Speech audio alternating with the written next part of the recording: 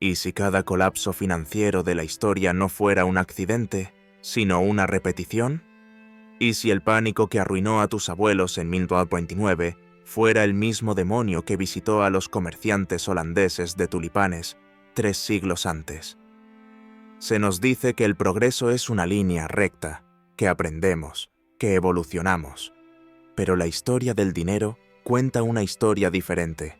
No es una línea, es un círculo. Un laberinto diseñado con tal astucia que cada generación entra por la misma puerta, creyendo ser la primera en descubrir sus pasillos, solo para encontrarse con el mismo muro, una y otra vez. La narrativa oficial nos habla de cisnes negros, de eventos impredecibles que sacuden un sistema por lo demás estable. Pero esto es una mentira reconfortante. Los errores no son la excepción, son la regla. Son el motor secreto de un sistema que se alimenta de la amnesia colectiva. Hoy vamos a desvelar el cianotipo, el plano maestro de estos desastres recurrentes. Trazaremos el ADN del error financiero desde la antigua Roma hasta los algoritmos de alta frecuencia de hoy. Y descubrirás que no somos más sabios que nuestros antepasados. Simplemente hemos encontrado maneras más rápidas y espectaculares de cometer las mismas equivocaciones. Porque la tecnología cambia, los imperios ascienden y caen, pero la psicología humana, ese cóctel tóxico de codicia, miedo y la arrogante certeza de que, esta vez, es diferente, permanece inalterada. Este no es un viaje a través de la historia, es un viaje a través de un espejo. Y lo que verás reflejado en él puede que no te guste.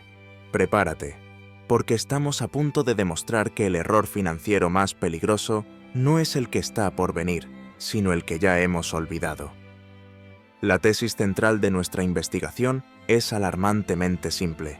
La civilización humana, a pesar de sus pretensiones de sofisticación, está atrapada en un bucle kármico de autodestrucción financiera. Este ciclo no es un fallo del sistema, es el sistema. Se basa en 3 pilares inmutables de la naturaleza humana. El primero es la alquimia de la deuda, la seductora creencia de que podemos conjurar prosperidad de la nada, pidiendo prestado al futuro sin intención de pagar. El segundo es la fiebre de la manía, la tendencia de la psique colectiva a divorciar el precio del valor, creando castillos de arena de activos sobrevalorados que inevitablemente son reclamados por la marea de la realidad. Y el tercero, el más insidioso, es la privatización de las ganancias y la socialización de las pérdidas, un juego amañado en el que las élites recogen las recompensas de la imprudencia en los buenos tiempos y transfieren el coste del colapso al ciudadano común en los malos. Cada viñeta histórica que exploraremos no es un evento aislado, sino una manifestación de esta misma patología subyacente. Desde el emperador romano que diluía la plata de sus monedas para financiar guerras, hasta el banquero de inversión moderno que empaqueta hipotecas tóxicas en instrumentos financieros con calificación AAA, el mecanismo es idéntico. Es la promesa de algo por nada. Es el engaño de que el riesgo puede ser eliminado, no simplemente transferido. Los gobiernos y los imperios, a lo largo de la historia, han demostrado ser los peores adictos a este ciclo, siempre dispuestos a sacrificar la estabilidad a largo plazo por la conveniencia política a corto plazo. Los arquitectos del sistema, los banqueros y las élites financieras, actúan como los sumos sacerdotes de este culto, creando un lenguaje arcano de derivados y titulizaciones para ocultar la simple verdad de su juego. Y la gente común, el espectador de esta tragedia, es inducida a participar en el acto final, comprando en la cima del frenesí, justo a tiempo para ser aplastada por la inevitable corrección. Lo que estamos a punto de demostrar no es una teoría de la conspiración, sino una conspiración de la naturaleza humana. No hay una habitación secreta donde los poderosos se reúnen para planificar estos ciclos. No es necesario. El plan está grabado en nuestro propio ADN. Es la historia de cómo la amnesia se convierte en política, cómo la codicia se disfraza de innovación, y cómo una y otra vez caminamos voluntariamente hacia el mismo abismo financiero, convencidos de que esta vez, de alguna manera, hemos aprendido a volar. Nuestro viaje comienza en el corazón de la máquina más grande y duradera que el mundo antiguo jamás conoció, el Imperio Romano. Imagina un mundo sustentado por una moneda de una pureza casi mítica, el denario de plata. Durante los primeros días del imperio, bajo emperadores como Augusto, el denario era la piedra angular de la confianza económica. Contenía más del 95% de plata, un estándar que impulsó el comercio desde las brumosas costas de Britania hasta las arenas de Persia. Era dinero real, tangible. Su valor no se basaba en la promesa de un político, sino en el peso y la pureza del metal que sostenías en tu mano. Este fue el lubricante de la Pax Romana, un período de prosperidad y estabilidad sin precedentes. El sistema era simple y brutalmente honesto. Si el Estado quería gastar, primero tenía que recaudar impuestos o conquistar nuevas tierras para saquear sus riquezas. El presupuesto del imperio estaba, en esencia, anclado a la realidad física. No se podía imprimir más oro o plata de la que se extraía de la tierra. Esta disciplina fiscal, impuesta por la naturaleza misma del dinero sólido, fue la base invisible sobre la que se construyó la grandeza de Roma. Pero los imperios, como los hombres, tienen apetitos, apetito de poder, de gloria, de expansión. Y estos apetitos son caros.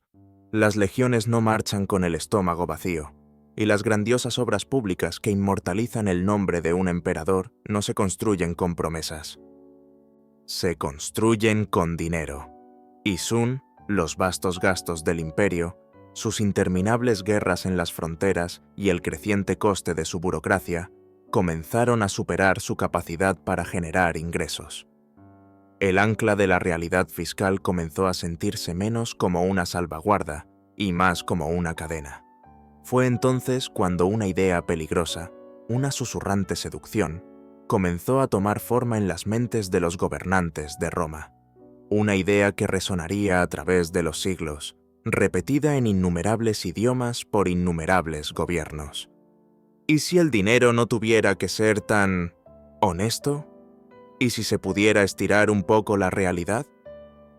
La tentación se hizo irresistible.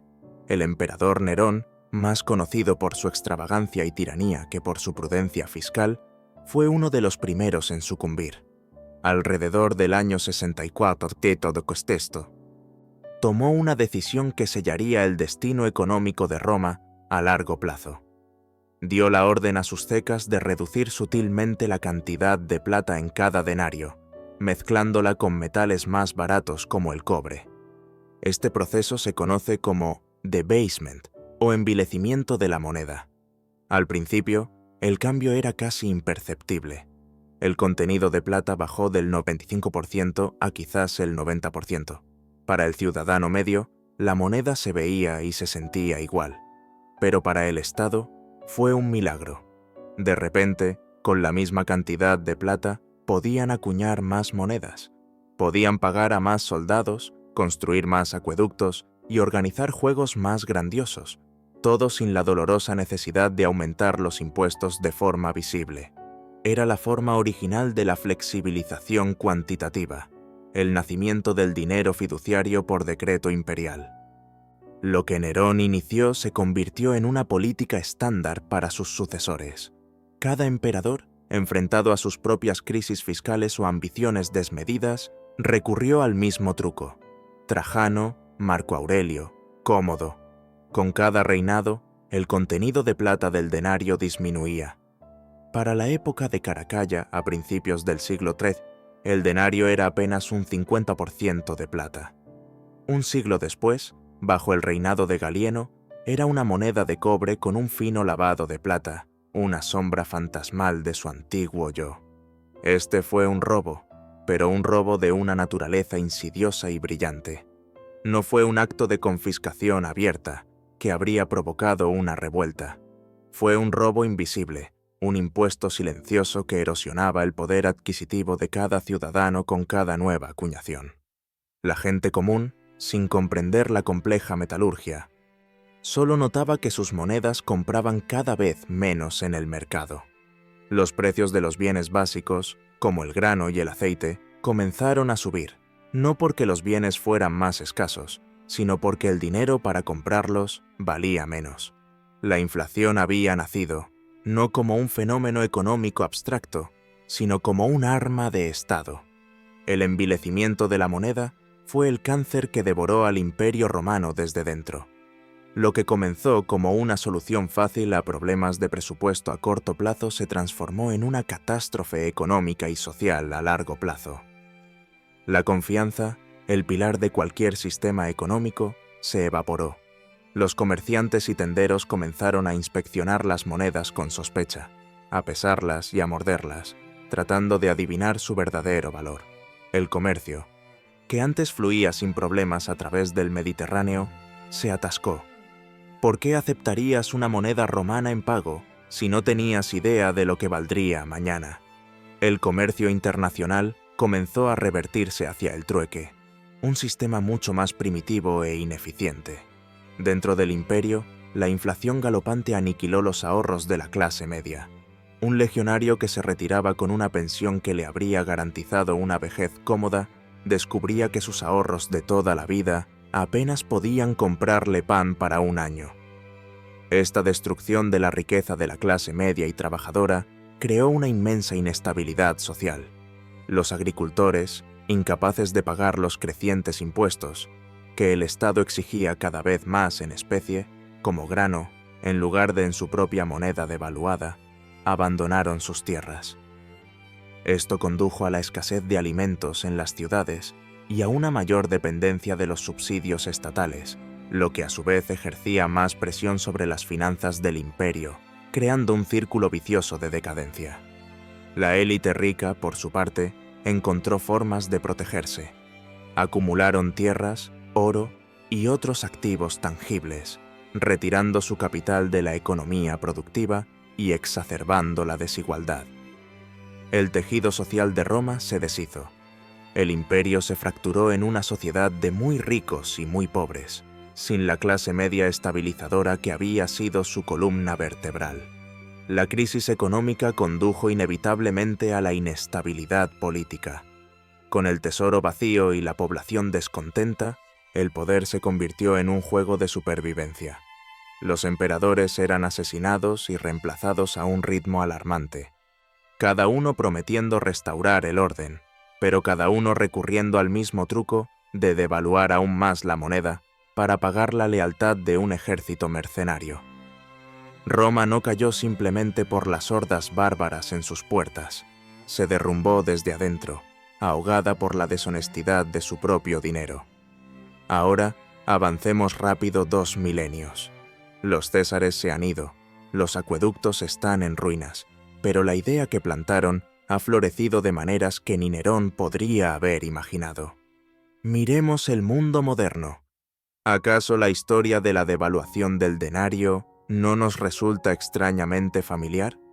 Sustituye emperador por banco central y envilecimiento de la moneda por flexibilización cuantitativa o políticas de tipo de interés cero, y el guión es prácticamente idéntico. Desde 1971, cuando el presidente estadounidense Richard Nixon cortó el último vínculo del dólar con el oro, el mundo entero ha entrado en la era del dinero fiduciario puro. El valor de nuestro dinero ya no está anclado a un activo físico y escaso, sino a la plena fe y crédito de los gobiernos. Y, al igual que los emperadores romanos, los gobiernos modernos han demostrado ser incapaces de resistir la tentación de abusar de este poder. Cuando se enfrentan a una crisis, ya sea una recesión, una pandemia o simplemente la necesidad de financiar promesas políticas costosas, la respuesta es siempre la misma: crear más dinero de la nada. Los números son asombrosos, empequeñeciendo cualquier cosa que los romanos pudieran haber logrado. Billones de dólares, euros y yenes inyectados en el sistema financiero, no para construir infraestructura duradera o mejorar la productividad, sino para apuntalar los precios de los activos y rescatar a las instituciones financieras demasiado grandes para quebrar.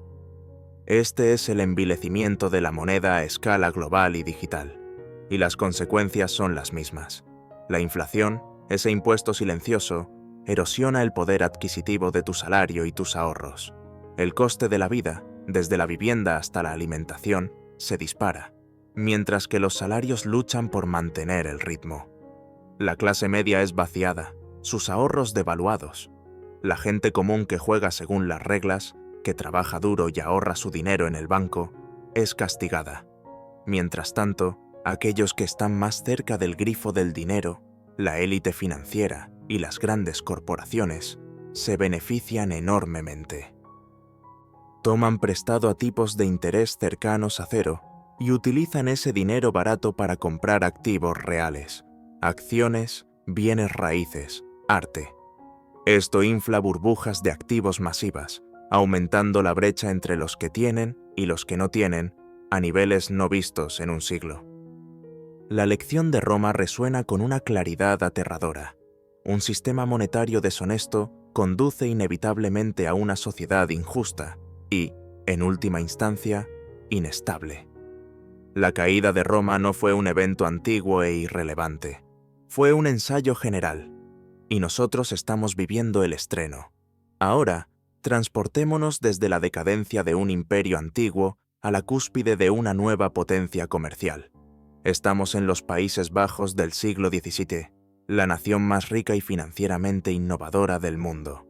Ámsterdam es el centro palpitante del comercio global. Su puerto bulle con barcos que traen especias de las Indias Orientales y su bolsa de valores es la más avanzada del planeta. Los holandeses han perfeccionado las herramientas del capitalismo moderno, las sociedades por acciones, los derivados, los mercados de futuros. En medio de esta prosperidad sin precedentes, un nuevo símbolo de estatus ha capturado la imaginación de la élite, el tulipán. Introducido desde el Imperio Otomano unas décadas antes, esta no es una flor ordinaria. Sus colores vibrantes y formas exóticas son un lienzo para la ostentación. Y un misterioso virus, que rompía los pétalos con patrones de llamas multicolores, creaba variedades raras y únicas que eran consideradas obras de arte vivientes. Las más raras recibían nombres grandiosos como Semper Augustus o Virrey. Poseer uno de estos bulbos no era simplemente un acto de jardinería, era una declaración de riqueza y sofisticación. Al principio, el comercio de tulipanes era un pasatiempo para botánicos adinerados y entusiastas, pero la combinación de la inmensa riqueza holandesa y un creciente apetito por la especulación pronto transformaría este mercado de nicho en un frenesí nacional. Los precios de los bulbos raros comenzaron a subir, primero de manera constante, luego exponencialmente. Un solo bulbo de Semper Augustus podía venderse por el precio de una lujosa casa en el canal de Ámsterdam. Lo que se estaba sucediendo era un cambio psicológico fundamental. La gente ya no compraba tulipanes por su belleza intrínseca o por el placer de verlos florecer. Compraban bulbos con la única intención de venderlos a un precio más alto. El valor fundamental de la flor se volvió irrelevante. Lo único que importaba era la creencia de que siempre habría alguien más, un tonto mayor, dispuesto a pagar más. Este es el nacimiento de la primera burbuja especulativa documentada de la historia, la tulipomanía. La manía se extendió como un contagio. Lo que comenzó con la aristocracia y los ricos comerciantes pronto sedujo a todas las clases sociales. Artesanos, tenderos, sirvientas, todos liquidaban sus activos, hipotecaban sus casas y negocios, y pedían dinero prestado para participar en el mercado del tulipán. Se establecieron mercados especiales en las tabernas de las principales ciudades holandesas, donde se comerciaba con bulbos día y noche en una atmósfera febril de alcohol y codicia. Los precios se volvieron absurdos. Un bulbo podía intercambiarse por acres de tierra, ganado o carruajes. La innovación financiera holandesa echó más leña al fuego. Dado que los bulbos solo podían moverse físicamente durante ciertas épocas del año, los comerciantes comenzaron a utilizar pagarés y contratos de futuros, prometiendo entregar un bulbo en una fecha posterior. Esto significaba que la gente podía especular con tulipanes sin siquiera poseer uno, apostando por el movimiento futuro de los precios. El mercado se desacopló por completo de la realidad física de las flores. Se convirtió en un casino puro, impulsado por el apalancamiento y la psicología de masas. La narrativa dominante era irresistible. Los precios de los tulipanes solo podían subir. Se contaban historias de fortunas hechas de la noche a la mañana. Cualquiera que se atreviera a cuestionar la sensatez de pagar el salario de una vida por un bulbo de flor era ridiculizado como un anticuado que no lo entendía. Era una nueva era de prosperidad. La escasez de los bulbos más raros, se argumentaba, justificaba cualquier precio. Era una lógica circular y autocumplida que se reforzaba a sí misma con cada nuevo máximo del mercado. Este es el canto de sirena de toda burbuja financiera, la suspensión de la incredulidad, la creencia colectiva en una nueva clase de activo que ha trascendido las viejas reglas de valoración. Es una forma de locura masiva, donde el miedo a quedarse fuera, FOMO, Fear of Missing Out, se vuelve mucho más poderoso que el miedo a perder dinero. El clímax de la locura llegó en el invierno de 1636-1637. Los precios alcanzaron su punto máximo en un frenesí de compras. Pero entonces, algo se rompió. Quizás fue un gran comerciante que decidió tomar sus ganancias. Quizás fue una subasta en la ciudad de Harlem, donde por primera vez no hubo compradores para un lote de tulipanes caros. La causa exacta es irrelevante.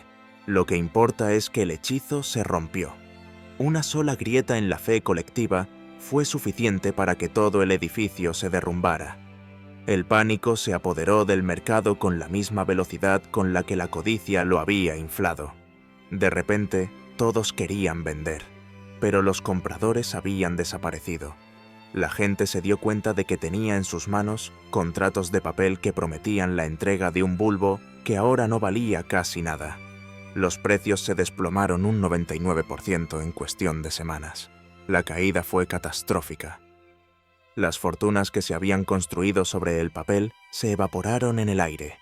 Las personas que habían hipotecado sus casas para comprar tulipanes se enfrentaron a la ruina y la bancarrota. Hubo una avalancha de demandas, ya que la gente intentaba hacer cumplir los contratos de futuros, ahora sin valor. El gobierno holandés, después de haber observado pasivamente el ascenso de la burbuja, intervino, pero era demasiado tarde. Declaró nulos los contratos, pero esto no hizo más que formalizar las pérdidas y cimentar la ruina de muchos. La tulipomanía dejó una profunda cicatriz en la psique holandesa. Se convirtió en una historia con moraleja sobre la locura de las multitudes y los peligros de la especulación desenfrenada. De la noche a la mañana, el tulipán pasó de ser el máximo símbolo de estatus a un emblema de la necedad y la ruina. La sociedad holandesa se recuperó lentamente, pero la lección fue clara. Cuando el precio de un activo se desvincula por completo de su valor intrínseco, impulsado únicamente por la esperanza de venderlo a un precio más alto, el colapso no es una posibilidad, es una certeza matemática. ¿Te suena familiar esta historia de manía y colapso? Debería. Porque la tulipomanía no fue un evento único y extraño. Fue el prototipo. Es el mismo guión que se ha representado una y otra vez, con diferentes actores y diferentes activos, a lo largo de los siglos. Avancemos hasta finales de la década de 1990 y la burbuja de las .com. Reemplaza los bulbos de tulipán por acciones de empresas de Internet. La narrativa era idéntica. Era una nueva economía. Las viejas métricas de valoración como los beneficios y los ingresos ya no importaban. Lo único que importaba era el potencial, los globos oculares, el número de clics. Empresas que nunca habían obtenido un céntimo de beneficio alcanzaban valoraciones de miles de millones de dólares. La gente común dejaba sus trabajos para convertirse en traders diarios, convencidos de que habían descubierto el camino hacia la riqueza fácil. Y luego, en el año 2000, la burbuja estalló. El índice Nasdaq se desplomó, billones de dólares de riqueza en papel se desvanecieron, y muchas de esas empresas de nueva economía desaparecieron para siempre. O considera la burbuja inmobiliaria que condujo a la crisis financiera de 2008. La narrativa era que los precios de la vivienda nunca bajan. La gente compraba casas que no podía permitirse, utilizando hipotecas exóticas, con la creencia de que siempre podrían refinanciar o vender con una ganancia. Los bancos empaquetaban estas hipotecas de alto riesgo en productos financieros complejos y los vendían a inversores de todo el mundo. Y luego, inevitablemente, los precios de la vivienda comenzaron a caer, desencadenando una cascada de ejecuciones hipotecarias y el colapso de instituciones financieras globales. Y hoy, vemos ecos de la tulipomanía en los rincones más especulativos de los mercados de criptomonedas y acciones meme. Activos con poca o ninguna utilidad intrínseca son impulsados a valoraciones astronómicas por el frenesí de las redes sociales y el miedo a quedarse fuera. La tecnología ha cambiado, la velocidad de la información es instantánea, pero la psicología es exactamente la misma que en las tabernas de Ámsterdam del siglo XVII. La lección de los tulipanes es atemporal.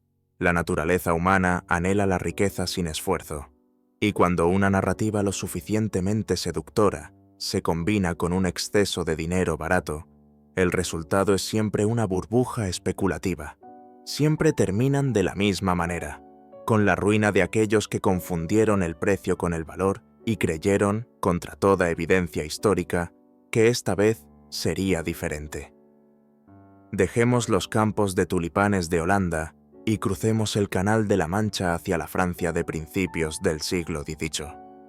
El escenario es sombrío. El rey Sol, Luis XIV, ha muerto, dejando al reino al borde de la bancarrota. Décadas de guerras extravagantes y gastos desmedidos en la corte de Versalles han acumulado una deuda nacional insostenible. El gobierno francés está desesperado. En este momento de crisis, aparece un hombre carismático con una solución radical. Su nombre es John Law, un economista y jugador escocés que huyó de Inglaterra tras un duelo mortal. Law llega a París con una idea que parece milagrosa. Argumenta que la riqueza de una nación no está limitada por su stock de oro y plata. La verdadera riqueza, insiste, reside en el comercio y la producción. Y para estimularlos, lo que Francia necesita es más dinero. Propone la creación de un banco nacional que pueda emitir papel moneda, no respaldado totalmente por metales preciosos, sino por la confianza en la futura prosperidad económica de Francia. En 1716, con el apoyo del regente, el duque de Orleans, Law establece el Banque General. Al principio, es un éxito. Su papel moneda, fácilmente canjeable por oro y plata, proporciona un medio de cambio estable y fiable. Y la economía francesa comienza a recuperarse. Pero esta era solo la primera fase del gran plan de Law. Su verdadera ambición era fusionar el poder de la creación de dinero con el potencial del comercio colonial.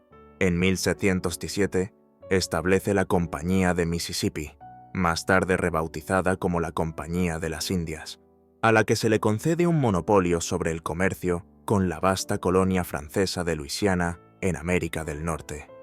El plan de Law era ingenioso y audaz. La Compañía de Mississippi asumiría toda la deuda nacional de Francia. A cambio, los tenedores de bonos del gobierno podrían canjear su deuda por acciones de la compañía. Para hacer estas acciones atractivas, Law lanzó una campaña de marketing magistral pintando a Luisiana como una tierra de fabulosas riquezas, rebosante de oro, plata y joyas, esperando a ser explotada. La promesa de riquezas inimaginables en el Nuevo Mundo, combinada con la facilidad de comprar acciones con deuda gubernamental devaluada, desató una fiebre especulativa que hizo que la tulipomanía pareciera un juego de niños. El precio de las acciones de la Compañía de Mississippi se disparó. De 200 libras por acción, subieron a 500, luego a 1000, 5000 y finalmente a más de 10.000 libras a finales de 1719. París fue consumido por la manía. Gentes de toda Europa acudieron en masa a la ciudad para participar en la especulación. La calle Quincampoix, el centro del comercio de acciones, se convirtió en un manicomio de compradores y vendedores frenéticos. Se hicieron y perdieron fortunas en cuestión de horas. Los sirvientes se convirtieron en millonarios de la noche a la mañana.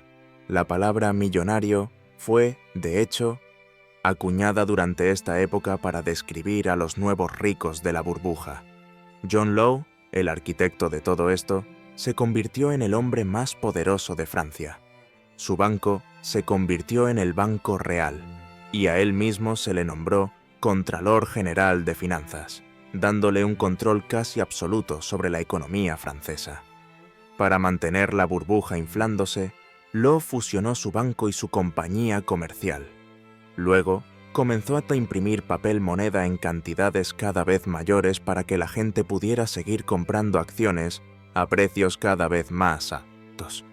El valor de las acciones y la cantidad de papel moneda en circulación se alimentaban mutuamente en una espiral ascendente. En el apogeo de la burbuja, el valor total de las acciones de la Compañía de Mississippi era más de 80 veces la cantidad total de oro y plata en circulación en Francia.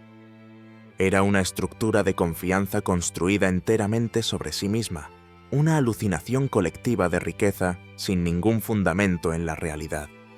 El problema, por supuesto, era que las vastas riquezas de Luisiana eran un espejismo. La colonia era en gran parte un pantano inhóspito, y la compañía no generaba prácticamente ningún ingreso. La burbuja estaba inflada puramente con aire caliente y promesas vacías. El colapso, cuando llegó, fue repentino y brutal. A principios de 1720, algunos inversores astutos y príncipes con información privilegiada comenzaron a vender discretamente sus acciones, canjeando sus ganancias de papel por oro y plata reales en el Banco de Law. A medida que la noticia de estas grandes ventas se extendía, la confianza comenzó a flaquear. El público se dio cuenta de que la promesa de riqueza era una ilusión y se apresuró a hacer lo mismo, vender sus acciones y convertir su papel moneda en monedas de metal precioso. Law intentó desesperadamente mantener la burbuja a flote. Prohibió la posesión de más de una pequeña cantidad de oro, devaluó el valor oficial de las monedas y fusionó por decreto el banco y la compañía. Pero estas medidas autoritarias solo aumentaron el pánico. La gente se dio cuenta de que su papel moneda, que habían creído que era tan bueno como el oro, no era más que papel impreso. Se produjeron disturbios frente al banco cuando la gente intentaba desesperadamente salvar algo de valor. A finales de 1720, el sistema se había derrumbado por completo. El precio de las acciones de la Compañía de Mississippi se había desplomado, volviendo a su valor original. La vasta cantidad de papel moneda emitida por Law no valía nada. El experimento de Francia con el dinero fiduciario y la especulación patrocinada por el Estado había terminado en una catástrofe nacional. La burbuja de Mississippi aniquiló los ahorros de una generación entera de ciudadanos franceses, desde la aristocracia hasta la clase media. La economía francesa quedó devastada y tardaría décadas en recuperarse. John Law, antes aclamado como un salvador, se convirtió en el hombre más odiado de Francia y tuvo que huir del país disfrazado, muriendo en la pobreza en Venecia. El legado de la burbuja fue profundo. Creó una desconfianza duradera hacia el papel moneda y los mercados de valores en Francia, que algunos historiadores argumentan que retrasó el desarrollo industrial del país en comparación con Gran Bretaña. Más fundamentalmente, fue una lección devastadora sobre los peligros de un banco central con el poder ilimitado de imprimir dinero y la propensión de los gobiernos a fomentar burbujas especulativas para ocultar sus problemas fiscales subyacentes. La historia de John Law y la Compañía de Mississippi es más que una simple anécdota histórica. Es el arquetipo de la política de los bancos centrales modernos. La estrategia de Law de imprimir dinero para inflar los precios de los activos y monetizar la deuda del gobierno no murió con él en Venecia. Se ha convertido en el libro de jugadas estándar para las autoridades financieras de todo el mundo, especialmente en las décadas posteriores al abandono del patrón oro en 1971. Pensemos en las acciones de la Reserva Federal de los Estados Unidos, el Banco Central Europeo o el Banco de Japón en los últimos años. Cuando se enfrentan a una desaceleración económica o a una crisis financiera, su respuesta instintiva es la misma que la de Law: inundar el sistema con dinero recién creado a través de programas de flexibilización cuantitativa y reducir los tipos de interés a niveles artificialmente bajos. El objetivo declarado es estimular la economía. Pero el efecto real, al igual que en la Francia del siglo XVIII, es canalizar ese dinero hacia los mercados financieros, inflando burbujas masivas en acciones, bonos y bienes raíces. Se nos dice que esto crea un efecto riqueza, donde el aumento de los precios de los activos hace que la gente se sienta más rica y, por lo tanto, gaste más. Pero esto es una ilusión peligrosa. Es la misma lógica que utilizó Law para convencer a los franceses de que el aumento del precio de las acciones de una compañía sin beneficios era un signo de verdadera prosperidad. Lo que realmente ocurre es una transferencia masiva de riqueza. Aquellos que poseen activos financieros, la élite adinerada, se benefician enormemente de esta inflación de activos. Mientras tanto, la persona común, cuyos principales activos son su salario y sus ahorros en efectivo, ve cómo su poder adquisitivo es erosionado por la inflación. El sistema de Law, disfrazado con la jerga económica moderna, está vivo y coleando. Y al igual que en 1720, este sistema es inherentemente inestable. Las burbujas de activos que crea no pueden inflarse para siempre. Cuando inevitablemente estallan, el colapso amenaza con llevarse consigo a todo el sistema financiero, como vimos en 2008. Y la respuesta de las autoridades a ese colapso es siempre más de lo mismo, más impresión de dinero, más rescates, inflando la siguiente burbuja, aún más grande y más peligrosa. Somos rehenes de un experimento que John Law inició hace 300 años. Él demostró que un gobierno con una imprenta puede crear la ilusión de riqueza de la nada. También demostró que el final de ese camino es siempre la ruina. La pregunta que debemos hacernos es: ¿cuánto tiempo más podemos ignorar esta lección? Mientras la burbuja de Mississippi consumía a Francia, un drama paralelo se desarrollaba al otro lado del Canal de la Mancha, en Gran Bretaña. La historia es tan similar que casi parece un plagio. Una prueba contundente de que las mismas locuras pueden apoderarse de diferentes naciones simultáneamente cuando las condiciones son las adecuadas. Este episodio es conocido como la burbuja de los mares del sur. El contexto era notablemente parecido al de Francia. Gran Bretaña también había acumulado una enorme deuda nacional debido a una serie de costosas guerras, en particular la Guerra de Sucesión Española. El gobierno británico buscaba desesperadamente una forma de gestionar esta carga de deuda. En 1711, un político llamado Robert Harley propuso una solución inspirada directamente en el esquema de John Law: crear una empresa público-privada que se hiciera cargo de una parte de la deuda del gobierno. A cambio, a la empresa se le concedería un monopolio lucrativo sobre el comercio. Así nació la Compañía de los Mares del Sur.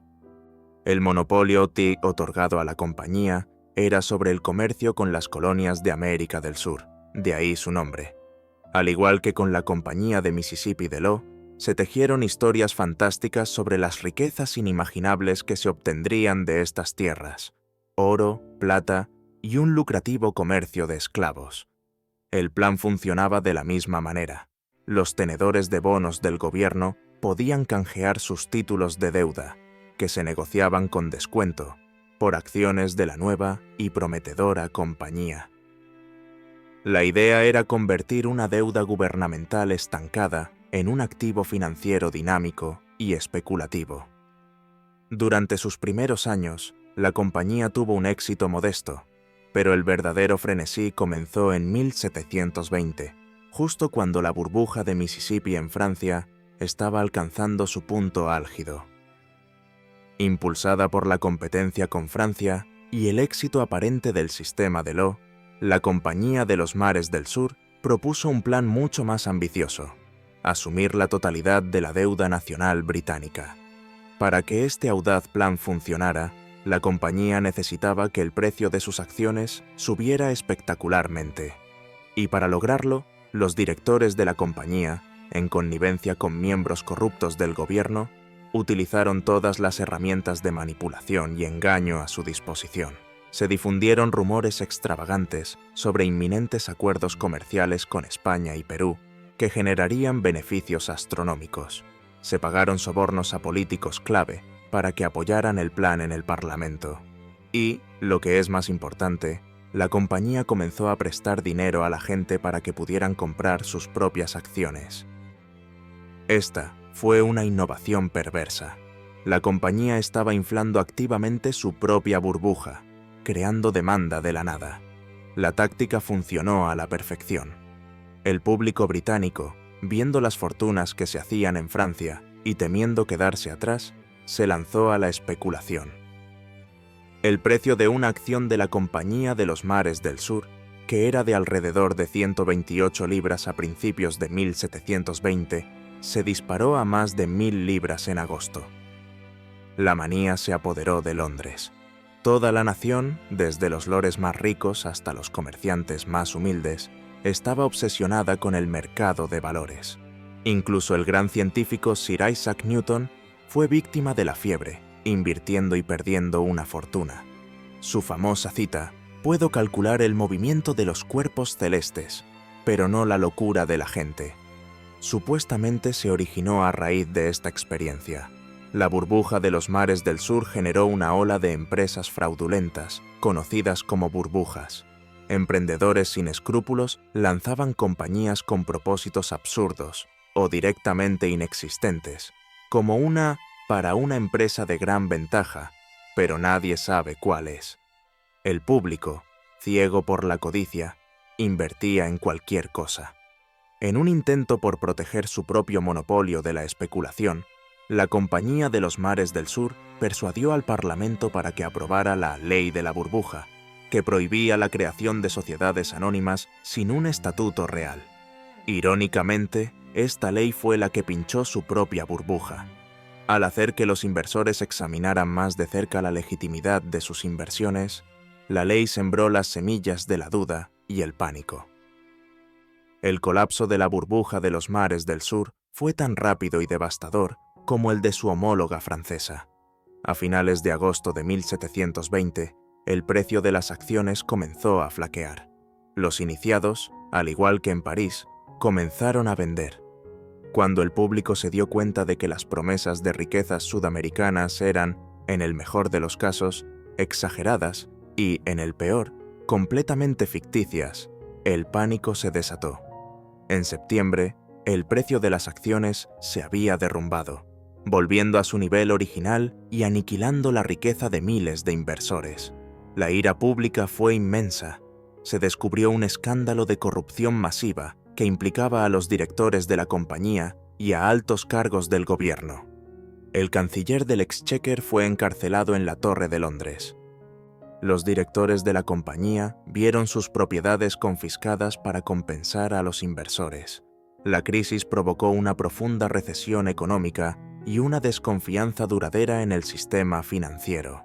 La doble implosión de las burbujas de Mississippi y de los mares del sur en el mismo año, 1720, representa un momento crucial en la historia financiera. Demostró que la combinación de deuda gubernamental, monopolios respaldados por el Estado y la psicología de masas especulativa es una receta para el desastre. La lección fundamental es la del riesgo moral. Cuando una empresa se vuelve tan entrelazada con el Estado que se la percibe como demasiado grande para quebrar, sus directivos se sienten incentivados a asumir riesgos imprudentes.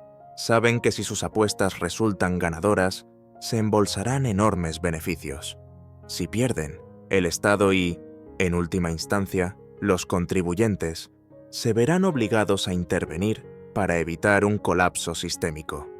Esto es exactamente lo que ocurrió en 2008 con el rescate de los grandes bancos de inversión.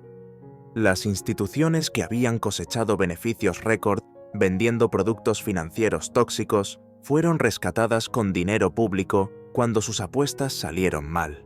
Los ejecutivos se marcharon con sus bonificaciones intactas, mientras que la gente común sufrió las consecuencias de la recesión. Las historias de 1720 nos advierten que nada ha cambiado. La tentación de utilizar la maquinaria del Estado para privatizar las ganancias y socializar las pérdidas es una constante en la historia financiera. La burbuja de los mares del sur no fue solo una historia de codicia del siglo XVIII. Fue un presagio de la doctrina del riesgo moral que define y corrompe nuestro sistema financiero hasta el día de hoy. Nuestro viaje cronológico nos lleva ahora a través del Atlántico, a los Estados Unidos de finales del siglo XIX y principios del XX. Es la Edad Dorada, una era de industrialización vertiginosa, inmensa riqueza y desigualdad abismal. Hombres como Rockefeller, Carnegie y Vanderbilt han construido imperios en el petróleo, el acero y los ferrocarriles. Pero bajo la superficie brillante de la prosperidad, el sistema financiero estadounidense es salvajemente inestable. A diferencia de las naciones europeas, Estados Unidos no tiene un banco central. El sistema bancario es una mezcla descentralizada y poco regulada de miles de bancos nacionales y estatales. Esta falta de una autoridad central significa que no hay un prestamista de última instancia que pueda proporcionar liquidez al sistema en tiempos de estrés. Como resultado, la economía estadounidense es propensa a pánicos financieros recurrentes.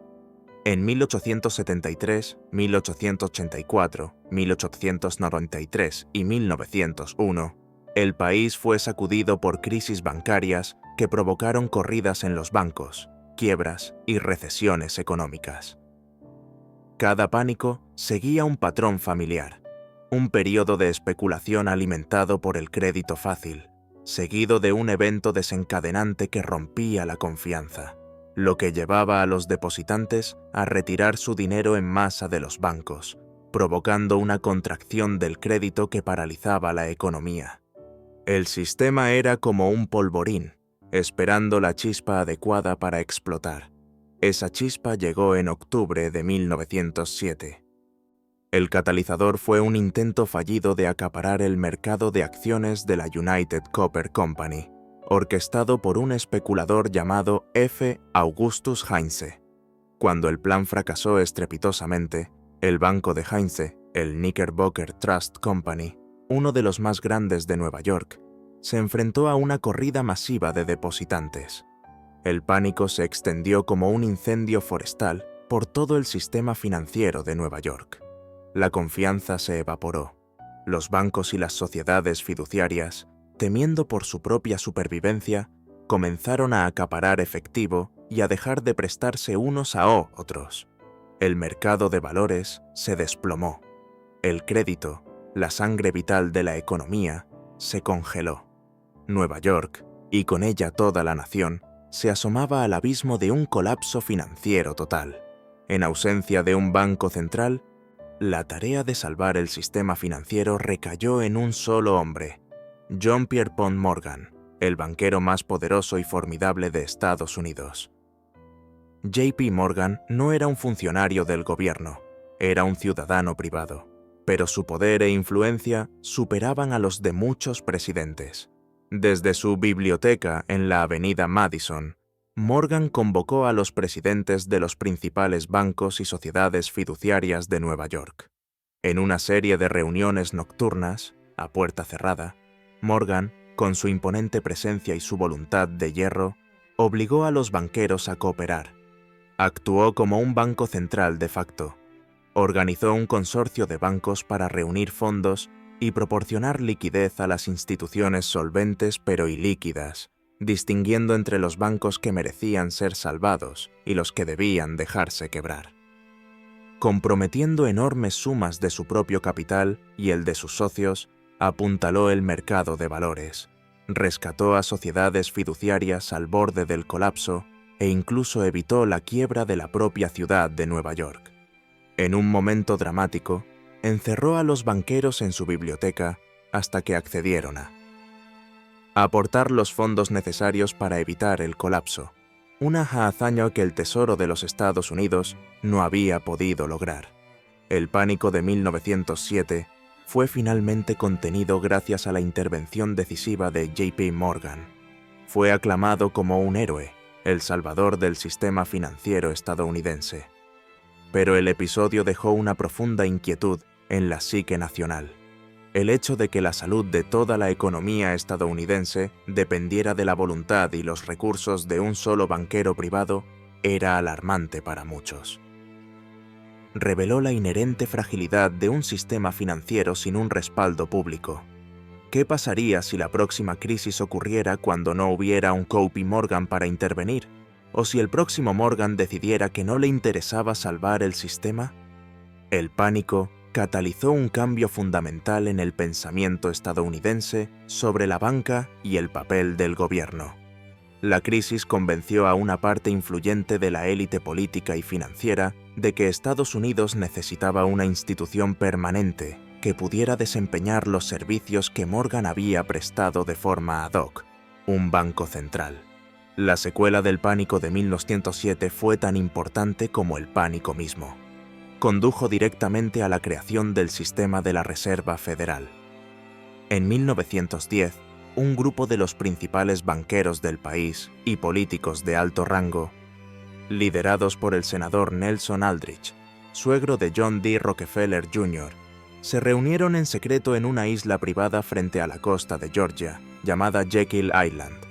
Allí, a puerta cerrada, redactaron el plan para un nuevo sistema bancario central para Estados Unidos.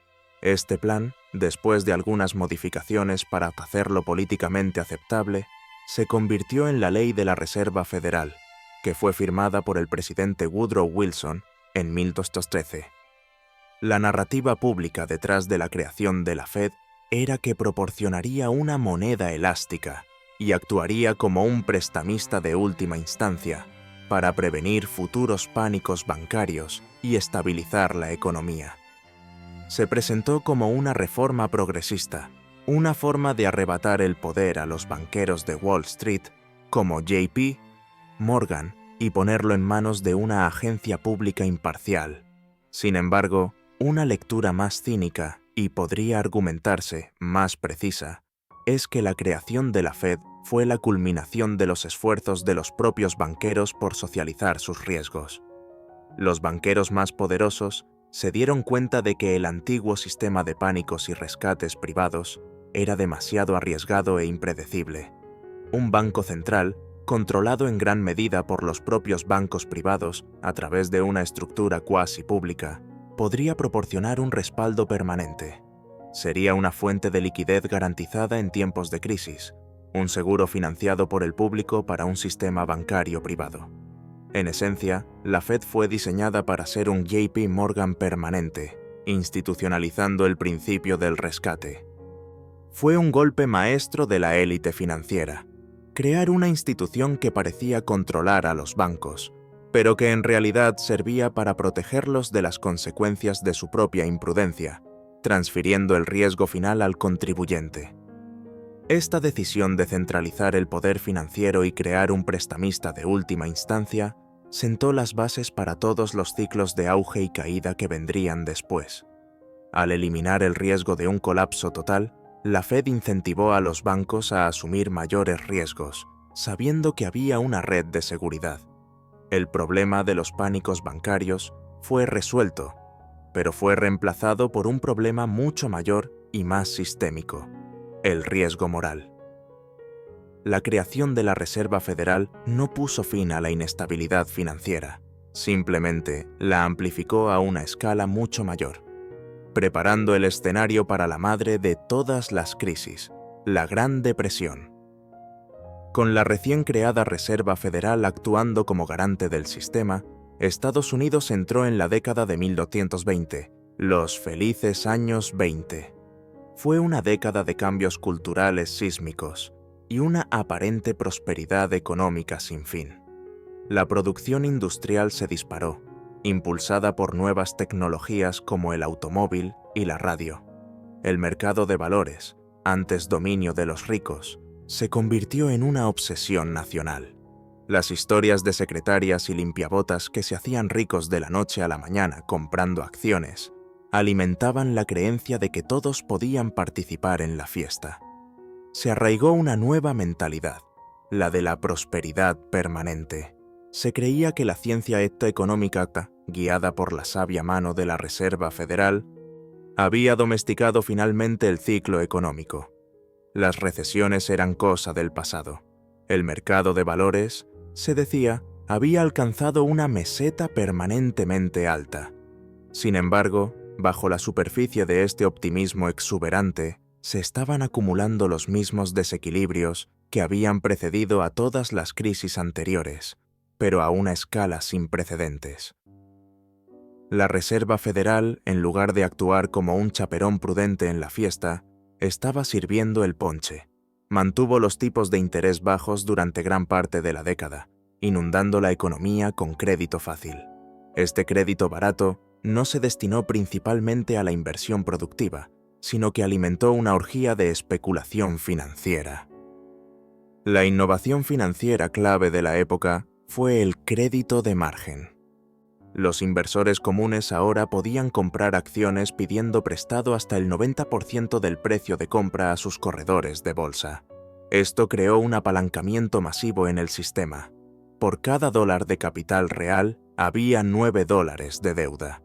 Mientras las acciones subían, esto magnificaba las ganancias de forma espectacular, pero también significaba que una pequeña caída en los precios podría aniquilar a los inversores y desencadenar una cascada de ventas forzadas. El mercado de valores se convirtió en un casino apalancado, divorciado de los fundamentos económicos subyacentes. La burbuja bursátil de los años 20 fue una obra maestra de la psicología de masas. El precio de las acciones se duplicó y luego se triplicó en unos pocos años. Empresas como RCA, cuyas acciones subieron de $1,50 a $500, se convirtieron en leyendas. La valoración total del mercado de valores superó con creces la producción económica total del país. Pero mientras Wall Street celebraba, la economía económica mostraba signos de tensión. La agricultura había estado en depresión durante gran parte de la década. La producción industrial comenzó a estancarse en 1928. La distribución de la riqueza era extremadamente desigual, con una pequeña fracción de la población controlando la mayor parte de la riqueza del país. Esto significaba que la demanda de los consumidores no podía seguir el ritmo de la creciente capacidad de producción. El sistema estaba peligrosamente desequilibrado, con una economía financiera hipertrofiada asentada sobre una base económica real cada vez más inestable. El punto de inflexión llegó en octubre de 1929. Después de alcanzar un máximo histórico en septiembre, el mercado comenzó a mostrar signos de debilidad. Luego, el jueves 24 de octubre, conocido como el Jueves Negro, una ola de ventas masivas golpeó el mercado. Un consorcio de banqueros, en una repetición del pánico de 1907, intervino para apuntalar los precios, pero solo fue un respiro temporal. El pánico real se desató el lunes 28 y, sobre todo, el martes 29 de octubre, el Martes Negro. El mercado se derrumbó. En un solo día, se perdió más riqueza en papel de la que Estados Unidos había gastado en toda la Primera Guerra Mundial. Los inversores que habían comprado con margen fueron aniquilados. Las llamadas de margen de los corredores de bolsa obligaron a los inversores a vender sus acciones a cualquier precio para cubrir sus deudas, lo que alimentó aún más la espiral descendente. La ilusión de la prosperidad permanente se hizo añicos en un instante. El crash de 1929 no fue el comienzo de la Gran Depresión, sino el síntoma de una enfermedad económica mucho más profunda. El colapso del mercado de valores desencadenó una cadena de acontecimientos que sumieron a Estados Unidos y al mundo en la peor crisis económica de la historia moderna. La destrucción de la riqueza en el mercado de valores provocó una drástica caída del gasto de los consumidores y de la inversión empresarial. Las empresas despidieron a trabajadores y redujeron la producción, lo que a su vez redujo aún más la demanda, en un círculo vicioso deflacionario. El sistema bancario, que había financiado gran parte de la especulación, comenzó a desmoronarse. Los bancos que habían prestado dinero para la compra de acciones o que habían invertido directamente en el mercado de valores se encontraron con enormes pérdidas. Esto provocó una nueva oleada de pánicos bancarios, esta vez a una escala que empequeñeció la de 1907. Entre 1930 y 1933, más de 9.000 bancos quebraron en Estados Unidos, llevándose consigo los ahorros de millones de familias. La Reserva Federal, la institución creada específicamente para prevenir este tipo de colapso, fracasó estrepitosamente en su misión. En lugar de actuar como prestamista de última instancia e inyectar liquidez en el sistema bancario para detener las corridas, la Fed se quedó de brazos cruzados e incluso endureció la política monetaria, permitiendo que la contracción del crédito se convirtiera en una hemorragia. Este fracaso es uno de los debates más intensos de la historia económica, pero demuestra que la mera existencia de un banco central no es garantía de estabilidad, especialmente si sus líderes carecen de la comprensión o la voluntad para actuar con decisión. La depresión fue una catástrofe humana. El desempleo en Estados Unidos se disparó al 25%. Millones de personas perdieron sus hogares y sus ahorros. Se formaron barrios de chabolas, llamados Hoovervilles, en las afueras de las ciudades. La pobreza y la desesperación se extendieron por todo el país. La crisis no se limitó a Estados Unidos. Se propagó por todo el mundo a través de los vínculos comerciales y financieros, contribuyendo al ascenso del fascismo en Europa y sentando las bases para la Segunda Guerra Mundial. El crash de 1929 y la subsiguiente Gran Depresión son un espejo oscuro que refleja la crisis financiera de 2008. Los paralelismos son asombrosos y profundamente inquietantes. En ambos casos, un período de crédito fácil y desregulación, supervisado por una Reserva Federal complaciente, alimentó una burbuja masiva de activos. En los años 20, fueron las acciones compradas con margen. En los años 2000, fueron los bienes raíces financiados con hipotecas subprime y titulizados en instrumentos financieros complejos. En ambos casos, la innovación financiera se utilizó para ocultar y apalancar el riesgo. El crédito de margen de los años 20 encuentra su eco en los vehículos de inversión estructurada, S&B, y las obligaciones de deuda colateralizada, CDO, de los años 2000. Eran simplemente nuevas y más sofisticadas formas de construir un rascacielos de deuda sobre una base de arena. La psicología era idéntica. La creencia en una meseta permanentemente alta para las acciones fue reemplazada por el mantra de que los precios de la vivienda nunca bajan. En ambas épocas, una cultura de codicia y la creencia en la infalibilidad de los mercados financieros llevaron a una imprudencia masiva. El colapso siguió el mismo patrón. El estallido de la burbuja inmobiliaria en 2007-2008, al igual que el crash de 1929, desencadenó una crisis de confianza en el sistema bancario. El momento Lehman Brothers, en septiembre de 2008, cuando un gran banco de inversión quebró, fue el equivalente moderno del martes negro, congelando los mercados de crédito globales y amenazando con un colapso sistémico. La principal diferencia entre las dos crisis no radica en sus causas, sino en la respuesta de las autoridades. Mientras que la Fed de los años 30 permitió un colapso bancario masivo, la Fed de 2008, dirigida por Ben Bernanke, un estudioso de la Gran Depresión, actuó de forma radicalmente diferente. Inundó el sistema financiero con billones de dólares de liquidez y orquestó el rescate de las instituciones financieras más grandes del mundo. Se evitó una segunda Gran Depresión, pero a un coste enorme. La respuesta de 2008 salvó el sistema, pero no resolvió los problemas subyacentes. El riesgo moral se institucionalizó a una escala sin precedentes. Los bancos considerados demasiado grandes para quebrar se hicieron aún más grandes. La deuda en el sistema, tanto pública como privada, se disparó a niveles estratosféricos. La lección de 1929 fue que la inacción puede conducir a la catástrofe. La lección de 2008, aún por asimilar, puede ser que la acción a cualquier coste, a través de rescates masivos e impresión de dinero, simplemente pospone el día del juicio final, inflando una burbuja aún mayor para el futuro. 1929 nos enseñó la anatomía de un colapso. 2008 nos mostró que, a pesar de conocer la enfermedad, nuestra única cura es una dosis aún mayor del veneno que la causó. Nuestro penúltimo capítulo nos lleva a un momento decisivo del siglo XX, un punto de inflexión que ocurrió no en medio de un pánico bursátil, sino en la tranquila solemnidad de un discurso televisado.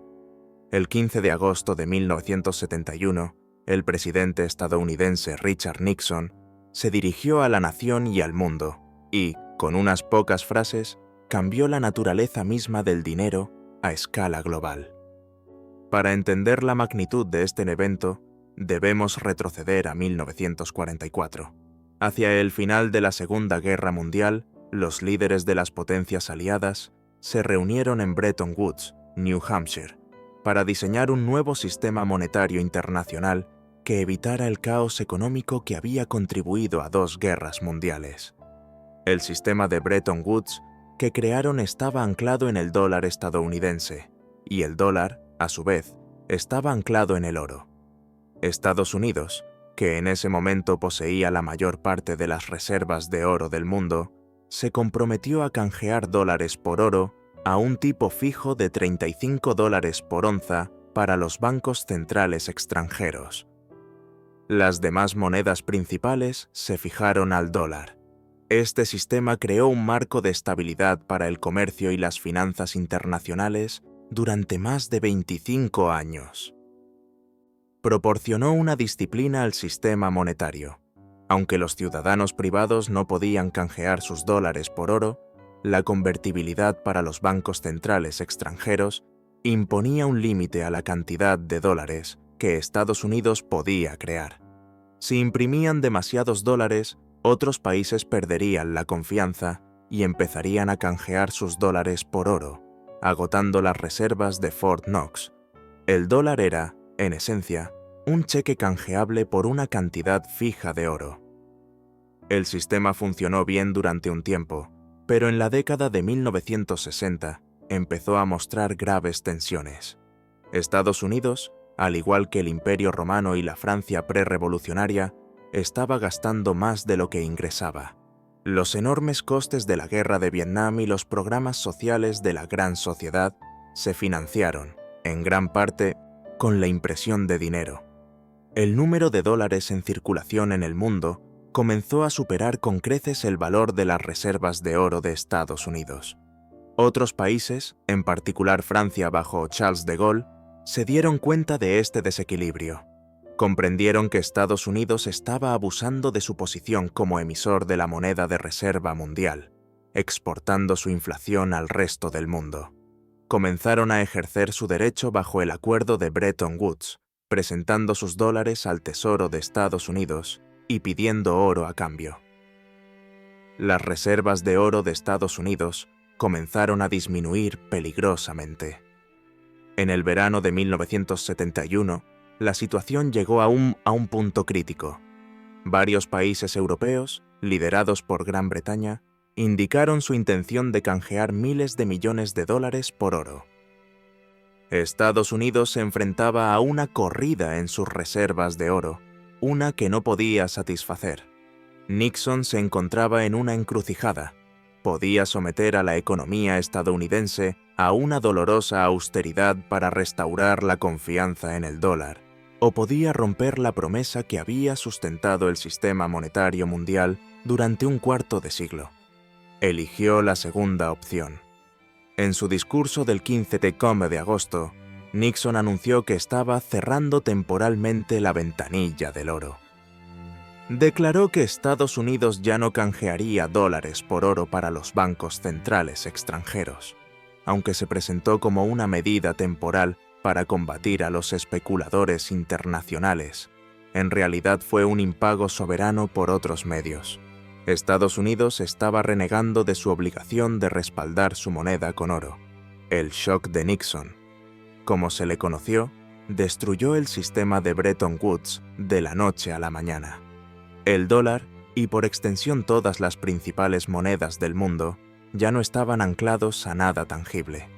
Se convirtieron en monedas puramente fiduciarias, cuyo valor se basa únicamente en la confianza y el decreto del gobierno que las emite.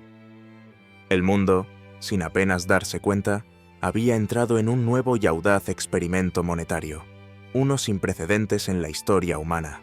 Un sistema global en el que ninguna moneda estaba respaldada por un activo real. Las consecuencias de la decisión de Nixon en 1971 han sido profundas y de gran alcance, y definen el panorama económico en el que vivimos hoy.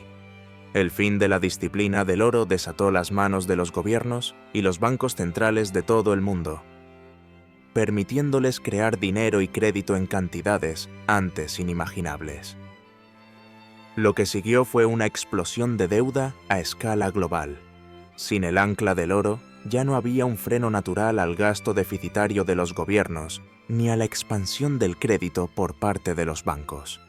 La deuda pública, la deuda corporativa y la deuda de los hogares se han disparado a niveles astronómicos en las últimas 5 décadas.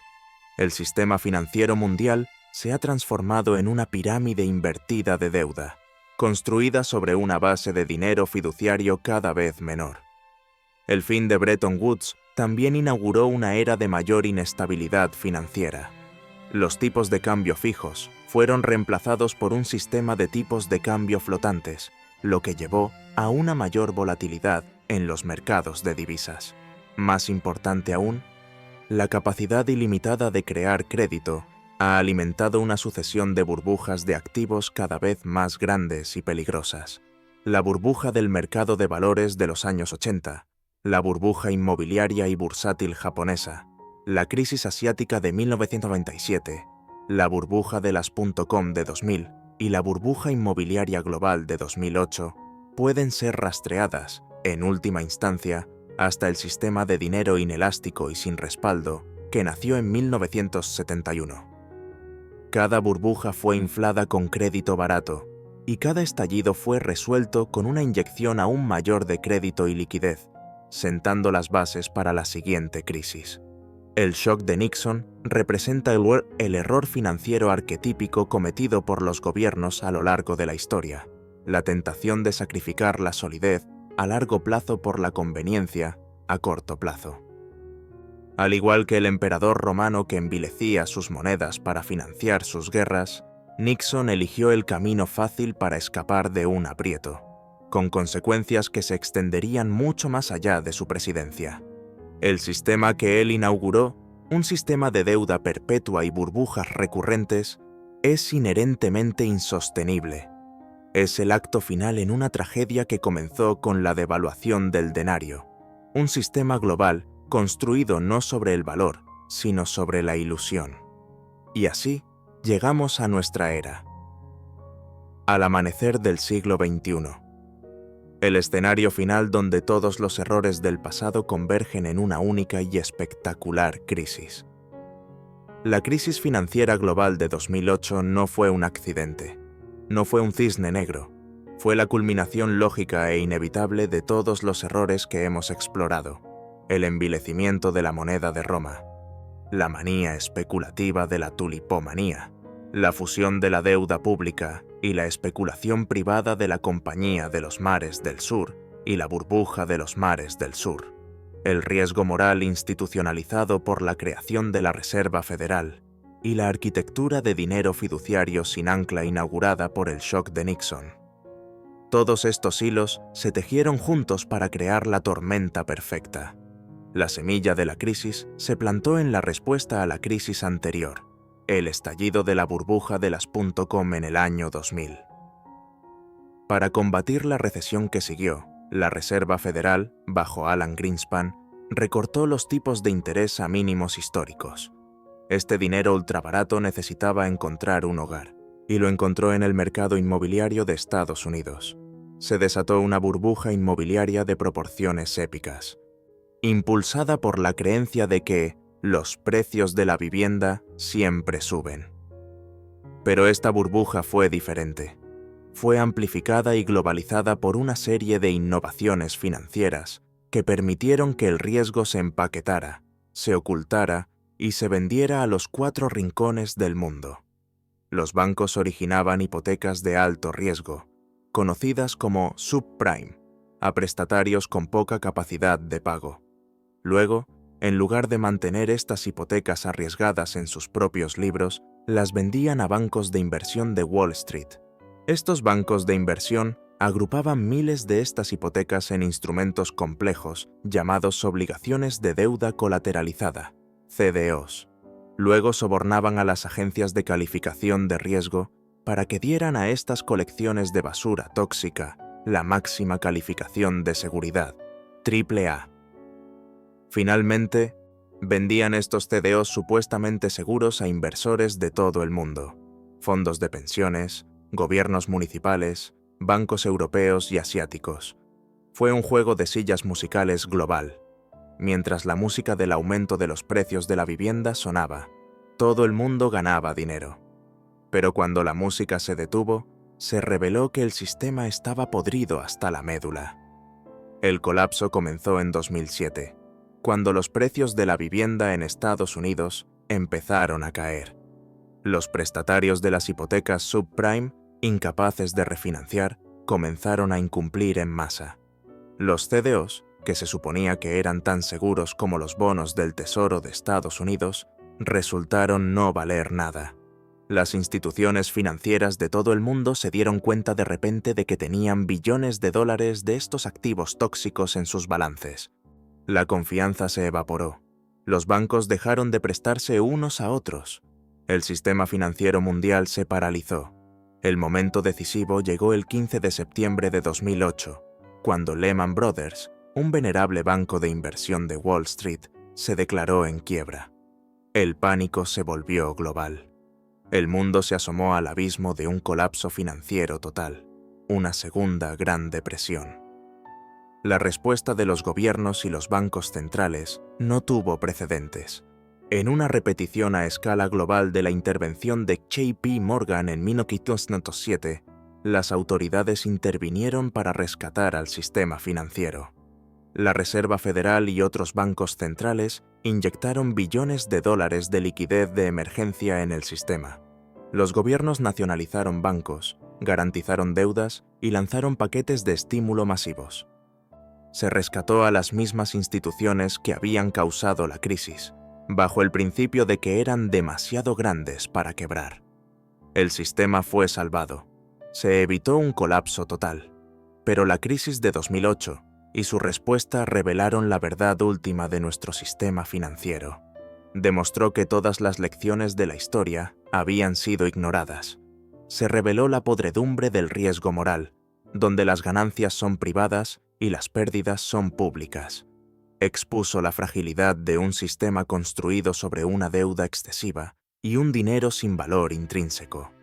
Y lo más importante, la solución a la crisis no fue reformar el sistema, sino duplicar los errores del pasado. La respuesta a una crisis causada por demasiada deuda y dinero fácil fue crear niveles de deuda aún más astronómicos y una política de dinero fácil aún más extrema.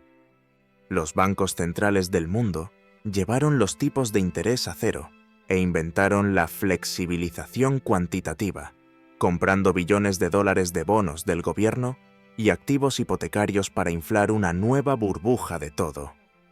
La crisis de 2008 no fue el final del ciclo, fue simplemente el penúltimo capítulo.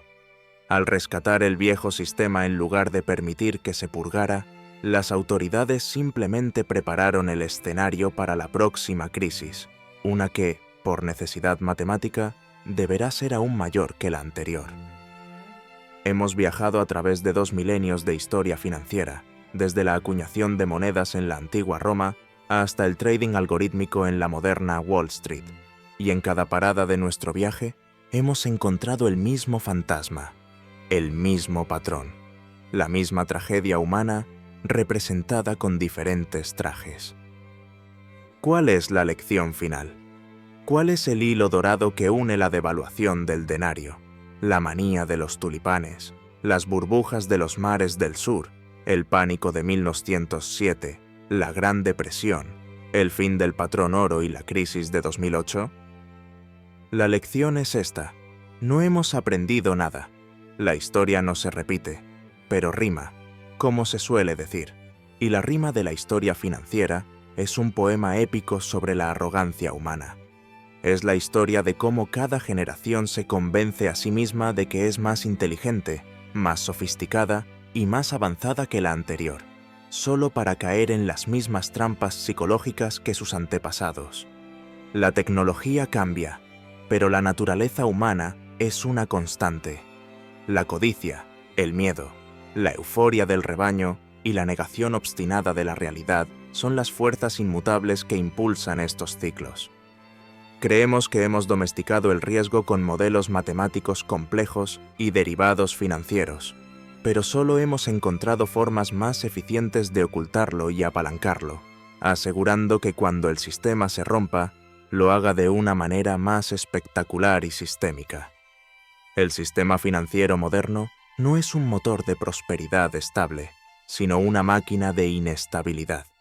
Está diseñado para privatizar las ganancias y socializar las pérdidas, para recompensar la imprudencia y castigar la prudencia.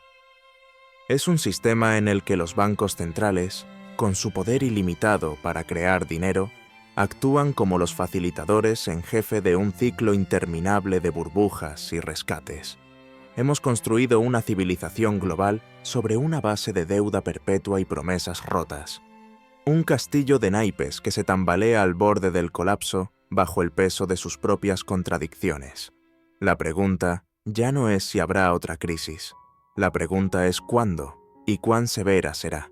Las semillas de la próxima crisis se plantaron en las cenizas de la última.